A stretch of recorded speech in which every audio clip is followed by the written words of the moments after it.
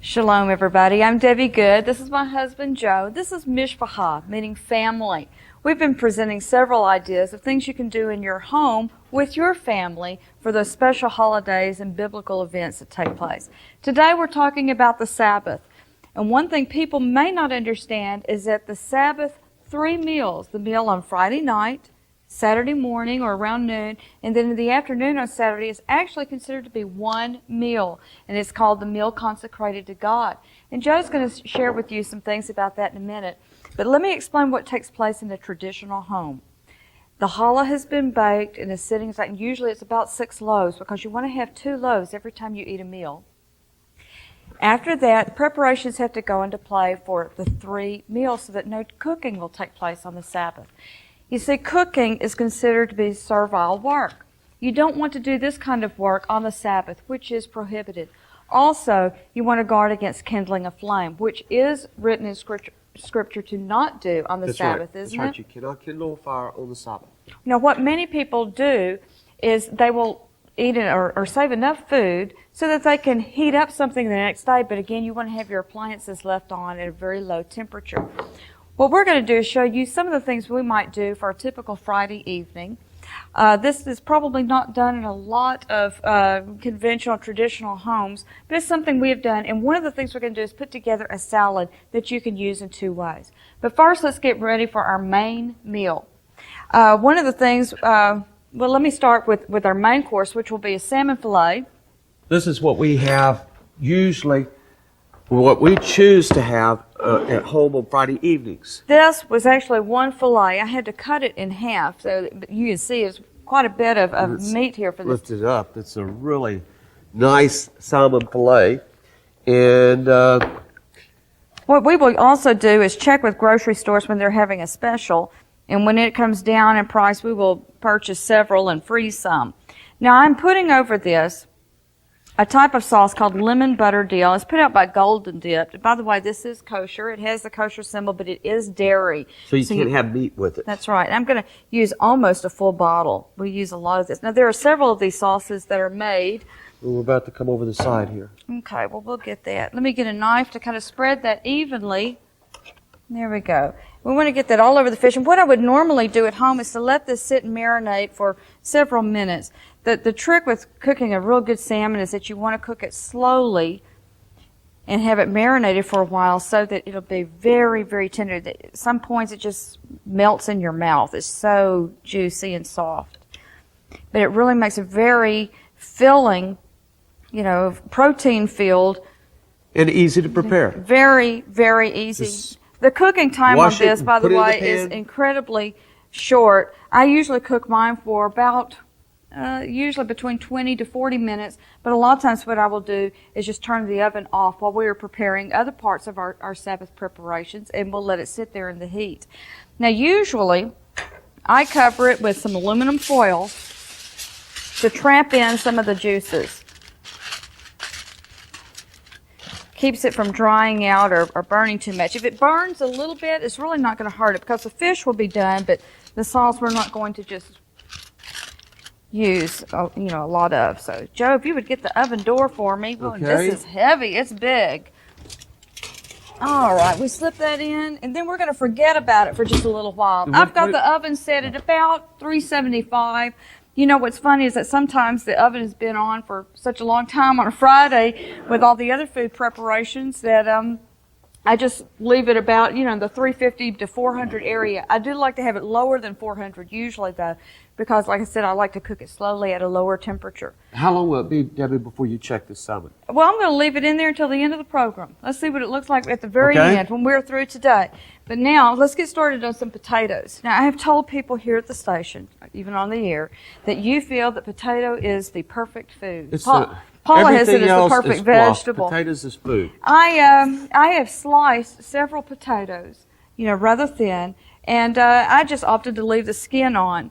And a couple of reasons. I was raised in a generation that believed that if you leave the peel or the skin on vegetables, you're actually saving the vitamins. Now, the real reason is that I just like to save time, and I just don't like to peel potatoes. And There's nothing wrong with the skin as long as they're washed real good. So I'm just going to slice this last potato and get this going. And actually, this potato dish should go by very, very quickly as well. That's good enough.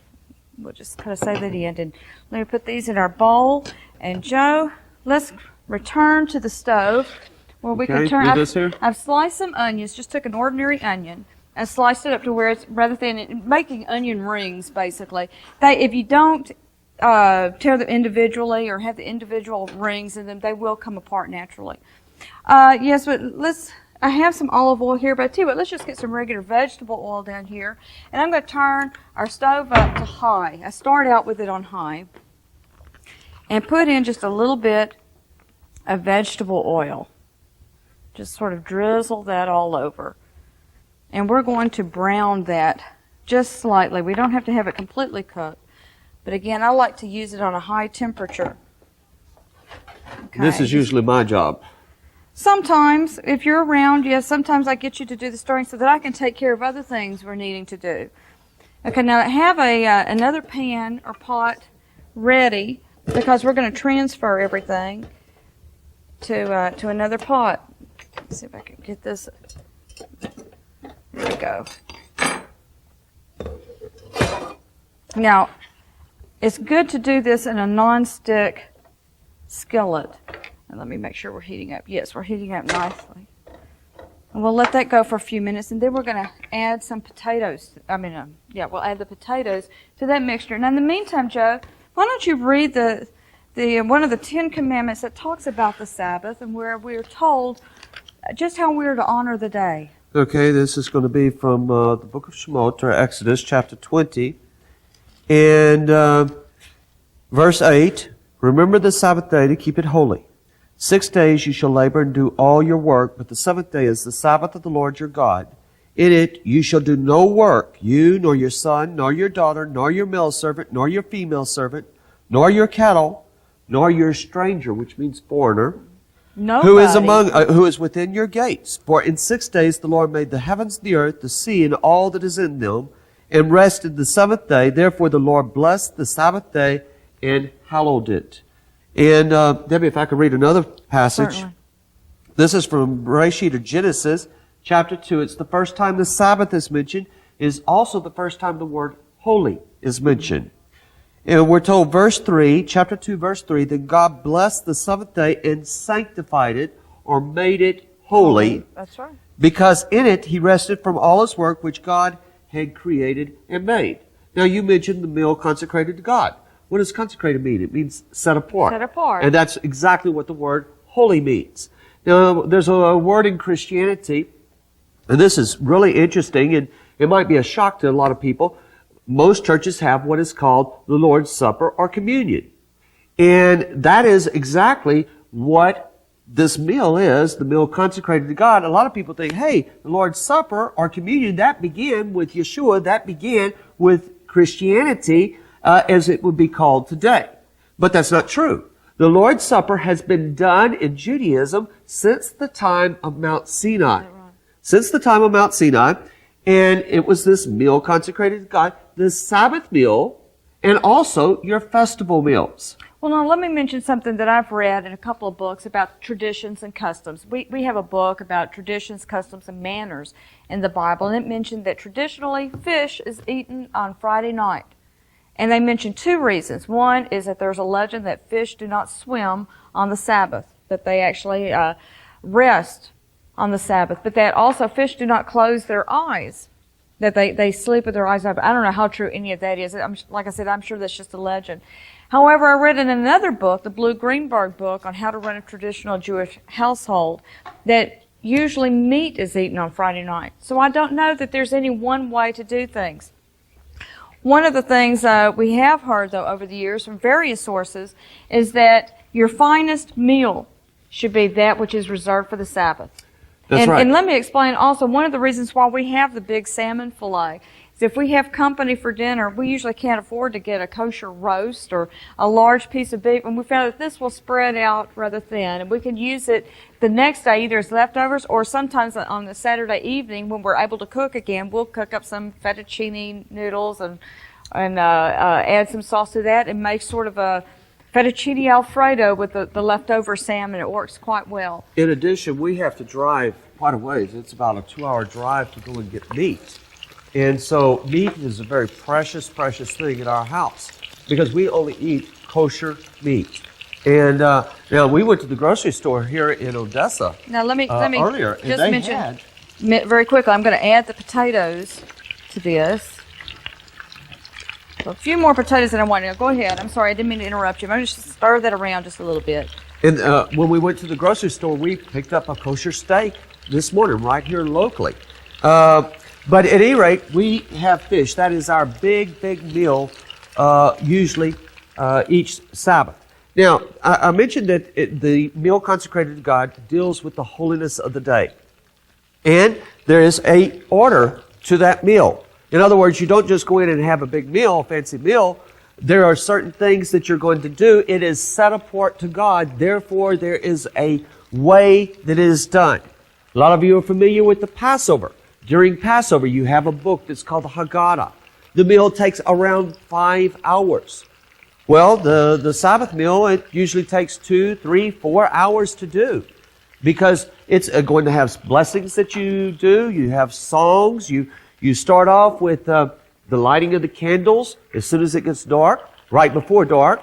Then you go from there into the song Shalom Aleichem, where you welcome the angels in.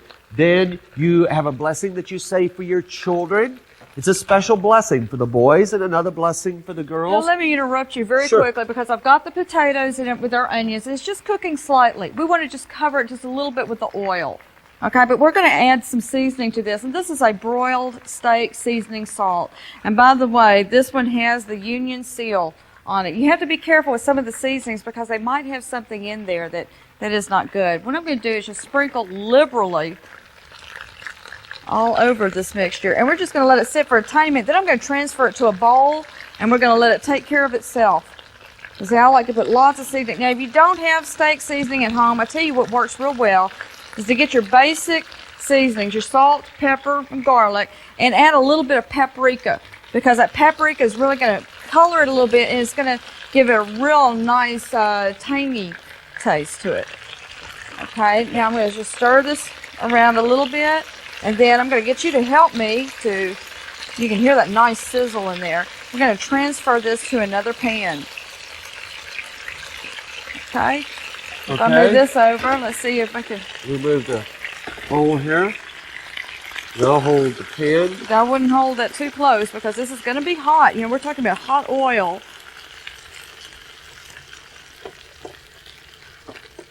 You're going to lose a little bit in the process. And what I'm going to do is get this in, stir it around a little bit. Now, I'll tell you what, Joe, if you can move that skillet over to this other big burner, and I will return this one to our original heat. Just mix it up so all of those seasonings are mixed. And I'm not going to stir this very often after this point. Just going to put the lid on it. And basically, it's going to steam. The steam will cook it the rest of the way. You can cook the potatoes a little bit more. Sometimes give them a little bit crunchier brown, but if you're in a time bind, such as we often are, sometimes you can just let them cook over the heat and steam. Let me cover it with the lid, and at this point, I will turn our heat down to just above simmer because we don't want to burn it. Okay, kiddo. Go back to how messed up are you? Well, we are going to make a salad also, so okay, give you some I'll be time finished in just a moment. At any rate, there's a time that the father comes to his wife, and he says a special blessing prayer towards her. It's a time of committing his love to her also. And you know, we've decided that we're going to show people how this is done in future programs. That's right. We're going to take you through the Seder for the Sabbath, and we'll be showing you the other meals also. But after that, you have a glass of wine that is poured or grape juice, and this is what's called Kiddush. Kiddush means holiness, and you are recognizing that God set apart this time. You're going to hold up the wine. and you have a special blessing, you say. Then you drink the wine.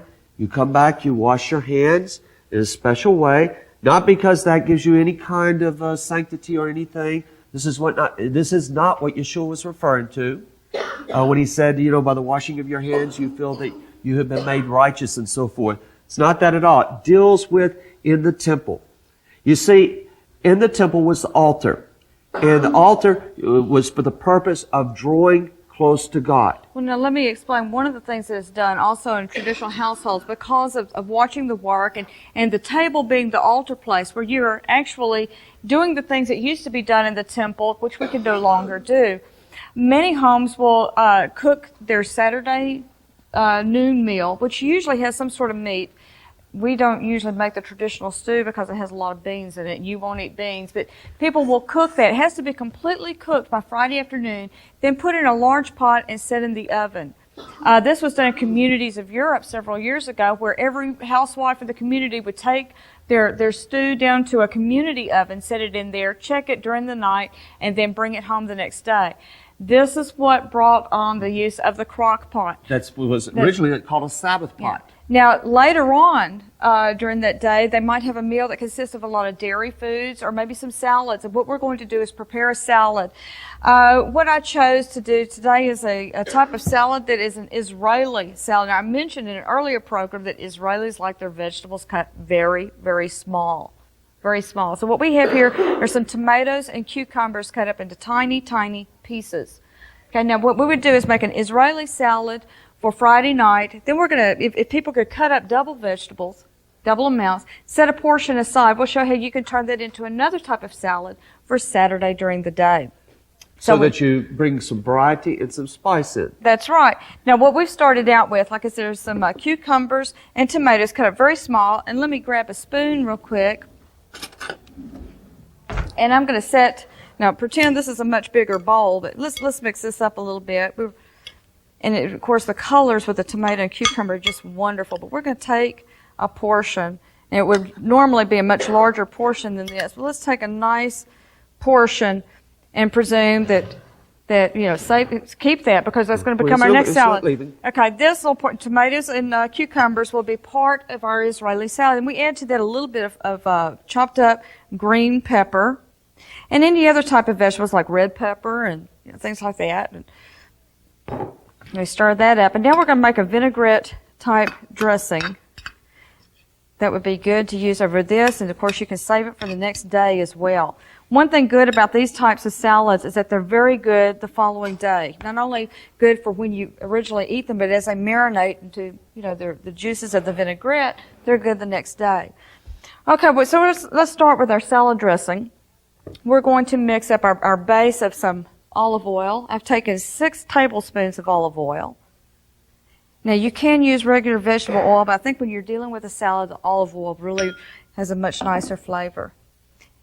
Okay, so 6 tablespoons of olive oil with about 4 tablespoons of lemon juice. One of the things I like about the vinaigrettes and the salads of the Middle East is that they use lemon juice instead of vinegar quite a bit. We're going to stir that up pretty good. Okay, that's basically our base. Now we're going to add to that a little bit of garlic powder just to season it and give it a little bit of taste. And then salt and pepper.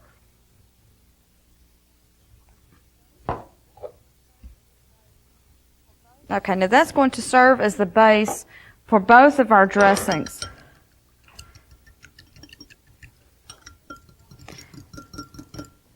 Now at this point, I'm going to pour some of this to save for our other dressing. I'm going to pour most of it into another little bowl. And we're going to save that for here. And what we're going to add to the original is a little bit of sugar. Now, for this particular recipe, I would use half a teaspoon of sugar. I'm not going to put that much in here since we're dealing with a much smaller amount. But half a teaspoon of sugar, another half teaspoon of powdered mustard seed. So, yeah, this is where mustard gets its color, by the way, that nice yellow color. I have actually used real, table-prepared mustard.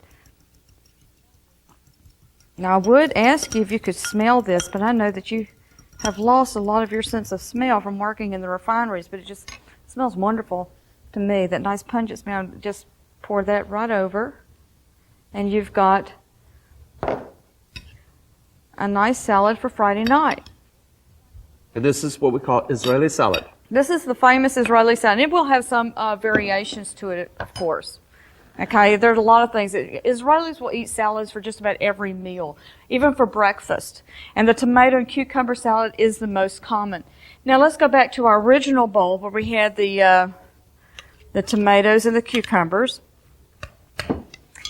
And we're going to save our vinaigrette here. And we're going to add a few things to that. And one thing I have taken is some bulgur wheat. And I've added some water to it to make a nice, soft, breaded type mixture. Now, the bulgur wheat, what kind of wheat? It's bulgur wheat or barley. It can be barley.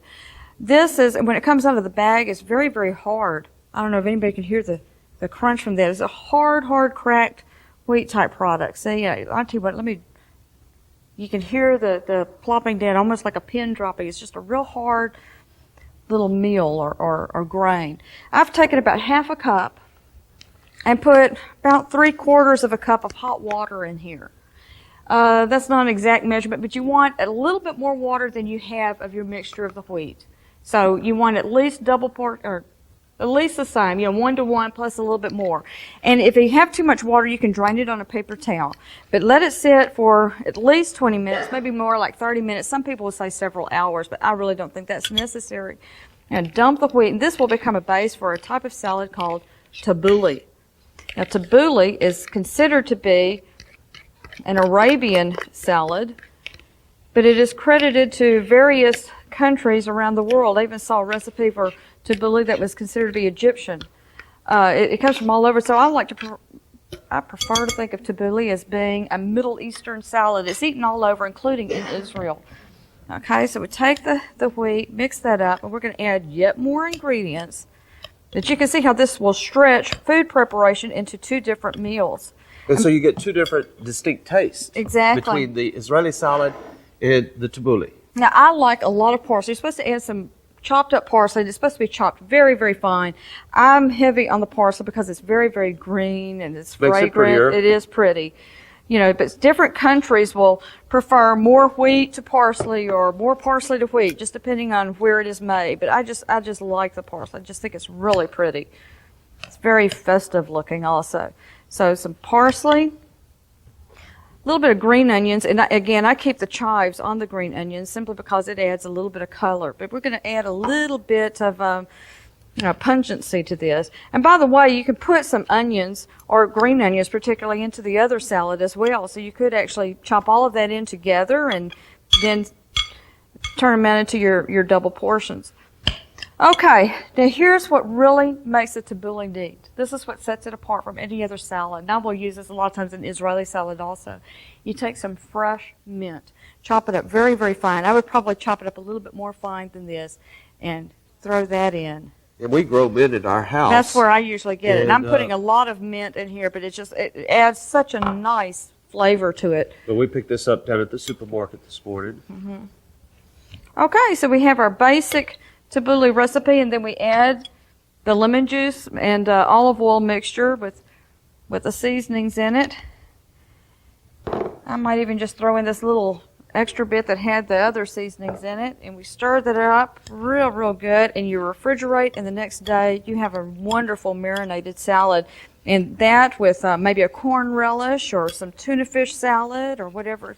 It's also very filling because of the wheat in there. I don't know if the camera can get very close to this. It's just a wonderful, wonderful blend. And of course, you can clean up the bowl too, and it makes a nice serving salad.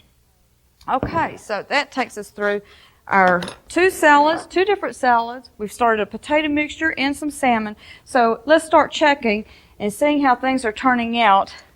Okay, Debbie, as you're looking, let me finish up on this thing on the meal consecrated to God. With the meal consecrated to God, you have this ceremony of the Kiddush where you set yourself apart.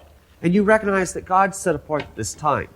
Now, there'll be many other aspects of it, and we'll develop that out in other programs of the meal consecrated to God, the details of it.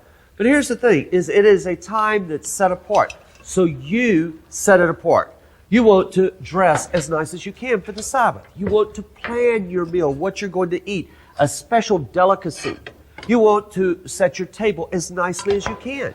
You want to make your food as decorative because everything is set apart to God. It's consecrated to God. Your table becomes your altar. And let me just help her. I think I've got it. We're ready? I think so. Let's see if we cook. Oh, it smells good anyway.